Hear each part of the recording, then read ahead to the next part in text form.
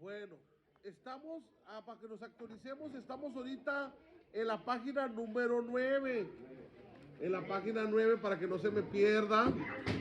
Como lo que pasa es que yo lo tengo aquí en mi computadora, lo tengo así, a usted se lo hice por páginas, yo no lo tengo por páginas, lo tengo así. Entonces, para que no se me pierda, estamos en la página 9, ¿ok? Ahí donde dicen épocas que abarcan, ahí estamos viendo ya las escrituras hebreas, ahí terminamos que los demás, los 4 evangelios y la mayoría de los más libros se escribieron entre el 60 y 100 después de Cristo, ¿verdad? Ahí terminamos. Entonces, si damos cuenta del Antiguo Testamento, nos damos cuenta cuánto tiempo tardó en terminarse de escribir. ¿Y por qué? Por el tamaño de libros que tiene y el tamaño de contenido. No lo comparamos a la historia del Nuevo Testamento.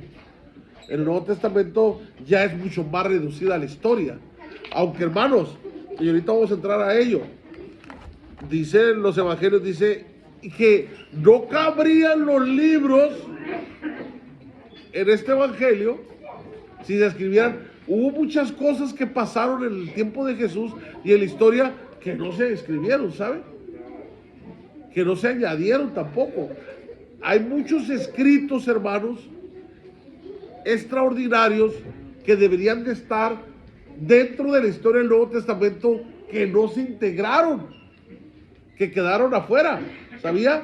Y hay muchos hechos que solamente se quedaron en la mente y en el corazón de los que lo vieron, porque es imposible que humanamente los que estaban escribiendo se acordaran de todo, ¿me explico?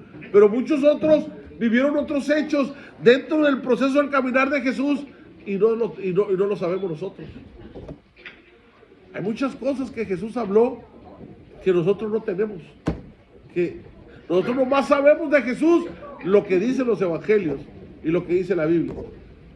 Pero muchas cosas pasaron. Igual, hermanos, en la historia judía hay un montón de manuscritos.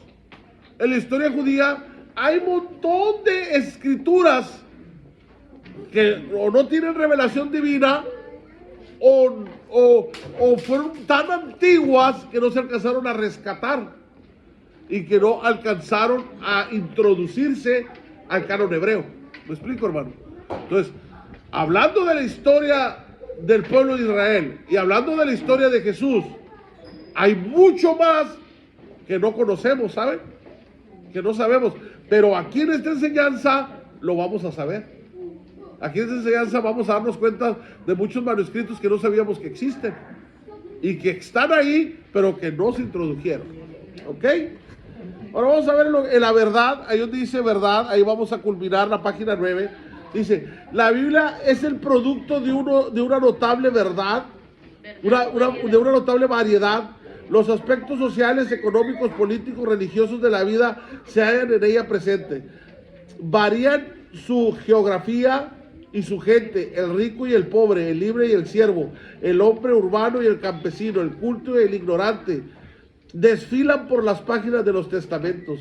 Desiertos y ciudades, montañas y valles, ríos, mares son partes también del escenario bíblico. Así como hay variedad de ambientes en la Biblia, hay también en ella variedad de expresiones literarias. La mayoría se escribió en prosa, pero algunas en poesías y otras en prosa y en verso. Dentro de esta doble división de prosa y verso, hay formas literarias como historia, leyes, parábolas, adivinanzas, biografía, sermones, proverbios e historias de amor. La historia de la redención se narra de suficientes maneras para apelar a los diversos temperamentos, antecedentes y personalidades de cada generación en toda parte del mundo. Samuel Chadwick dijo cierta vez, la Biblia es un milagro de variedad. En ella encontramos toda clase de literatura, toda forma de humanidad, toda variedad de temperamentos, toda necesidad humana, toda dote de sabiduría y gracia. Es apta, decía, para toda circunstancia y toda necesidad del hombre. Hermanos, Usted quiere saber cualquier tema que se le ocurra. Estamos hablando que lo ilustre, que lo haga aumentar el conocimiento de cualquier situación. Ahí está, nomás que no la leemos. La Biblia nos habla de todo, hermanos, a capa abierta. Cuando nuestros hijos están creciendo, la mejor manera de hablarles sobre sexo, sobre drogas, sobre corrupción, sobre pecado, sobre fornicación, la mejor manera es dentro de estos escritos. De ahí les podemos mostrar historias de cómo la gente fracasó por desobedecer a Dios bajo el área sexual, de cómo trabaja el enemigo bajo los impulsos de desorden sexual. Hermanos, ahí hay todo. Ahí hay todo.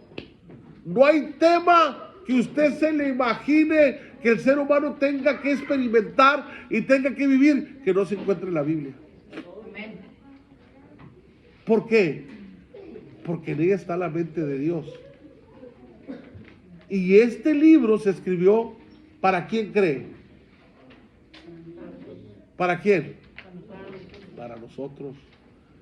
Es Dios hablándole al ser humano, a la creación humana.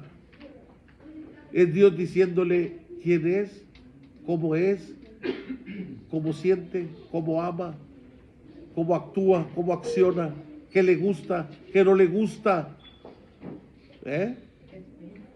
Ese es el libro. No hay quien pueda, mire, ateos, historiadores, literalistas, de todo tipo de culturas, de todo tipo de costumbres, de todo tipo de ciencias, cuando han leído la Biblia, han dicho, es el mejor libro que he leído en mi vida. Hubo una jovencita una vez, y esto es de mi cosecha, hubo una jovencita una vez en una iglesia, se lo digo, esta historia fue real, en una iglesia metodista en Nuevo Laredo, Tamaulipas, que se llama la iglesia El Divino Salvador. Gabriela Izaguirre se llama, porque fue amiga, fue una amiga. Yo iba ahí porque había muchos jóvenes, en mi iglesia había poquitos, en el culto de jóvenes le pedía permiso a mi pastor para convivir con ellos, mi pastor me daba permiso, y iba yo ahí a convivir con esos jóvenes. Eran muchos, eran como 200. Y Gabriela Izaguirre decía bien claro, yo nunca me voy a casar con un pastor. Así decía ella. Su hermana Zulema se había casado con un pastor y su tía Graciela se había casado con un pastor. Pero Gabriela decía, yo me acuerdo muy bien, tienen en Nuevo Laredo una mansión, son dueños de fábricas allá ellos, entonces tienen mucho dinero. Y ella decía, yo nunca me voy a casar con un pastor porque, no, el pastor me va a llevar a la pobreza, decía ella. Así decía Gabriela. Yo no quiero vivir pobre, con un pastor no me caso. Dice, y con ninguno de los de la iglesia, porque no me voy a equivocar, alguno de ellos va a tener ministerio de pastor, y ahí quedé. Y pues era una muchacha muy bonita, y muchos muchachos la andaban persiguiendo. Yo no, yo andaba en otra cosa. Entonces llega el tiempo, mire, se los voy a decir. Gabriela llevó un amigo, Reinaldo, un amigo, un muchacho que se hizo amigo de nosotros, que no era cristiano. Reinaldo estaba estudiando medicina en Monterrey, Nuevo León, en la Universidad Autónoma de Nuevo León. Y en los tiempos de vacaciones eran amigos, se atraían, y lo invitó a la iglesia y lo llevó a la iglesia. Y durante esa etapa teníamos un congreso y vino a tocar Torre Fuerte, y Heriberto Hermosillo estaba predicando del grupo Torre Fuerte, y el muchacho se convierte en ese evento, llorando se convierte. Y pues ella dijo, ay, ya se hizo cristiano, ahora sí. Era el requisito que le pedían sus papás, que tenía que ser cristiano, si no, no había novio. Entonces estaba entre la espalda y la pared, Gabrielita. Ese es un caso famoso, en serio, nunca se me va a olvidar, hermanos. Y es como una novela. Pues esta muchacha ya le hace caso a Reinaldo, y Reinaldo termina la carrera de medicina y agarra una especialidad y se la lleva a vivir a Monterrey. Y en el regalo de bodas, Gabriel estudió economía en el TEC de Nuevo Laredo. Y en el regalo de bodas, ¿Qué cree que le regaló Gabriel a Reinaldo? Una Biblia. Y Naldito, bien convertido, pues se la bebió. Se la comió. Empezó a leerla todos los días. Y todos los días Gabriela bien contenta. Ay, dice, qué bueno que está conociendo el Señor. Y Reinaldo usaba lentes. Yo empecé a usar lentes apenas el año pasado. Yo no usaba lentes. Pero Reinaldo sí usaba lentes. Y estaban ya cuando Gabriela habla del testimonio, da mucha risa. Ella platica que dice que ya el último cuando terminó de leer el Apocalipsis, este muchacho recién convertido, habían pasado como 3 veces, en 3 veces leyó toda la Biblia, libro por libro. Dice Gabriela que le pregunta, cuando él termina de leer, él se quita los lentes y empieza a llorar. Le dice, ¿qué tienes, Reinaldo? ¿Qué tienes? Wow, dice, no, qué hermoso libro, dice, qué hermoso libro. Dice Gabriela, ¿qué piensas? ¿Verdad que Dios es real? Sí. ¿Y qué piensas? Quiero ser pastor.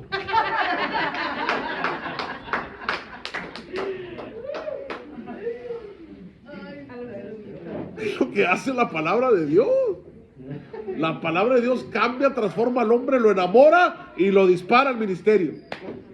Mentira del diablo que tienen que haber cristianos sentados en las bancas calentando. Dios a todo mundo le dio un propósito perfecto de vida para hacer algo en la obra de Dios. Todos tenemos un lugar. Lo importante es encontrarlo. Para eso hay que prepararnos. Amén. Bueno, entonces vamos a entrar en lo que es revelación e inspiración. Vaya a su página número 10. Revelación e inspiración, ahí en la página 10, después de la 9, aunque no dice 10, hermano, no sé por qué no salió el 10 ahí. Revelación e inspiración. Vamos a entrar ahí, en revelación e inspiración, vamos a ver la variedad de ambientes y formas literarias. Hay una fuerte unidad de propósitos en la Biblia. El teatro, la historia y la ley se emplean para aclarar el mensaje central. Sin duda, esta es la razón por la cual la palabra Biblia llegó a significar no solo muchos libros, sino un libro. En griego Biblia es plural, pero se transformó en el latín Biblia, que es singular. ¿Se da cuenta? En griego son muchos libros y en el latín lo agarraron como un solo libro, pero en realidad son muchos libros. La Biblia, la de nosotros son 66 libros que tiene la Biblia. ¿Me explico? Pero para latín lo formó en uno. Y luego dice, ¿cuál es este mensaje central? Está contenido en una palabra, salvación. Esa es la palabra principal que denota la Biblia. Salvación. Para eso es el conocimiento de la creación. Para eso es el conocimiento de la genealogía del pueblo de Israel, de la historia judía, de la cultura judía, de donde viene directamente el Mesías, de la edición del Tanaj, de la edición de la Septuaginta, de la edición de la Vulgata, que ahorita vamos a ver, de la edición de todas las traducciones de los cánones que autorizaron. Para eso es toda esta información que usted necesita saber, para un simple sentido, que el ser humano no se vaya al infierno. Porque es lo que dice, preparando todas las escrituras, porque queriendo Dios que nadie se pierda, dice, sino que todos procedan ¿a qué? Ahí es donde se mueren los famosos, me voy a meter un poco en doctrina, van a ver al cabo doctrina cristiana, van a verlo. Los famosos que creen ¿cómo se llama? Oh God. Hay una palabra perfecta para estos hermanos que creen en la predestinación. Que creen en la predestinación. No. La salvación la decide el hombre. No hubo un grupo que Dios no es elitista.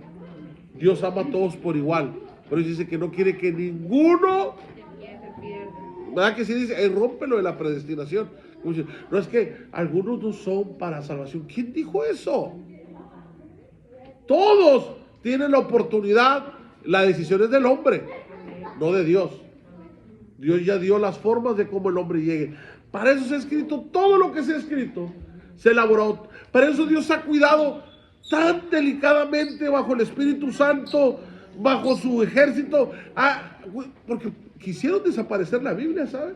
En el tiempo de los romanos, ellos quemaron los escritos. Ellos quemaron los originales. Lo que no sabían, que se habían hecho ya miles de copias. Algunos libros llegaron a rescatarse del famoso Mar Muerto, de la famosa tumba Curiam, la famosa cueva del Curiam, del Mar Muerto, el Curiam, se rescató el libro de Isaías, en su original hecho de papiro, pero también de los otros escritos. Ahorita vamos a entrar, se rescataron varias porciones de distintos libros, de los gran originales, pero las copias, o sea, usted tiene una copia auténtica de lo que se dijo del original. ¿Sí me explico, hermano? Eso es lo que Dios protegió en todo el proceso. La Biblia ha pasado por unos procesos que no se imagina. Bueno, entonces, ahí el mensaje central en la revelación e inspiración es la salvación. La revelación, la Biblia es la revelada, sin velo, descubierta palabra de Dios respecto a la salvación del hombre. El mensaje central de la Biblia es suma y esencia de esa revelación. Este mensaje o revelación Dios lo escenificó a la vez que lo expresó con palabras, lo escenificó con los grandes acontecimientos de la historia bíblica: el éxodo, la entrega de la ley a Moisés, la liberación del cautiverio asirio en el siglo VIII antes de Cristo, el regreso del exilio babilónico, y especialmente en su Hijo Jesucristo, que vivió, murió y resucitó y ascendió al Padre para ser nuestro mediador. Toda esa revelación, todo ese contenido es para que el hombre no se pierda. ¿Amará Dios al hombre o no lo amará? ¿Qué es lo que nosotros hacemos cuando les hablamos a la gente de Cristo? ¿De qué les hablamos? Del amor, Cristo los ama. ¿De qué les hablamos, hermano? ¿De qué les hablamos a los inconversos? De la salvación y del amor. Les hablamos de la Biblia.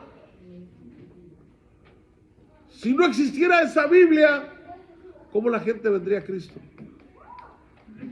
¿Por qué tenía que Dios trabajar en su poder, lograr que hasta el día de hoy la imprenta nos imprima este maravilloso libro, el más vendido? 25 millones de ediciones al año se venden de la Biblia.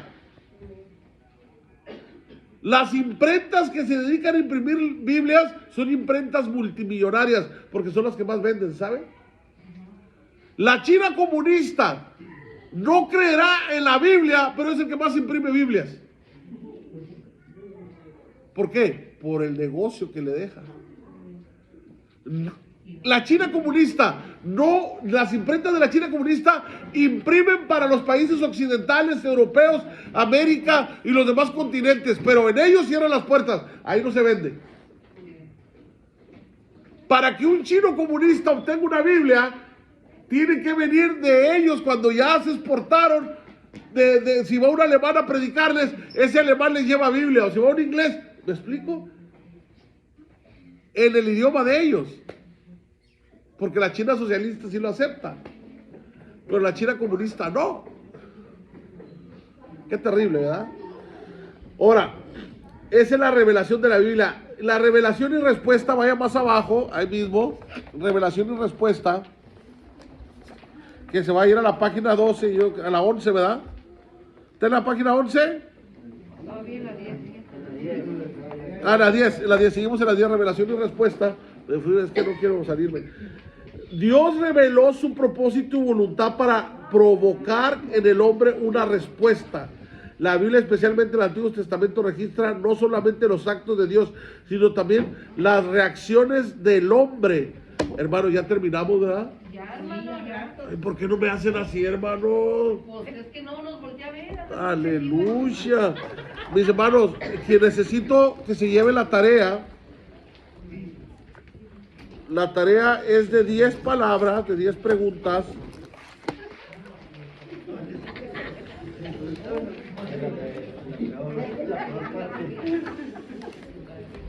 Hermanos, usted va a tener que leer el libro, no tiene opción. No tiene opción, ese es el sistema didáctico de esta institución, que le va a forzar a leer el libro para encontrar las 10 respuestas. ¿Ven? Entonces, vamos a repartir la tareita.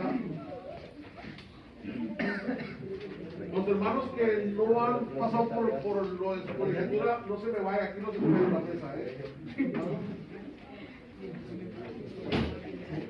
Vamos a tarea. Hermano Jesús, su tarea. Hermano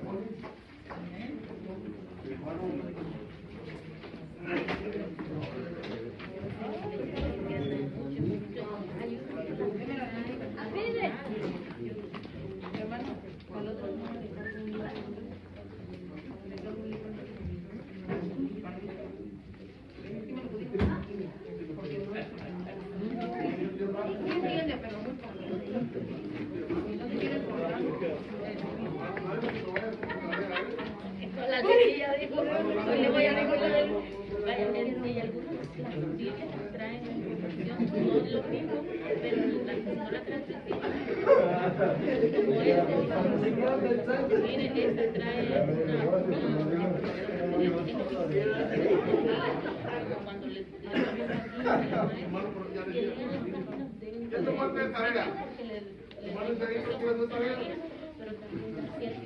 ¿Qué parte de tarea? Nadie se vaya sin su tarea, hermanos. La primera parte, hermanos,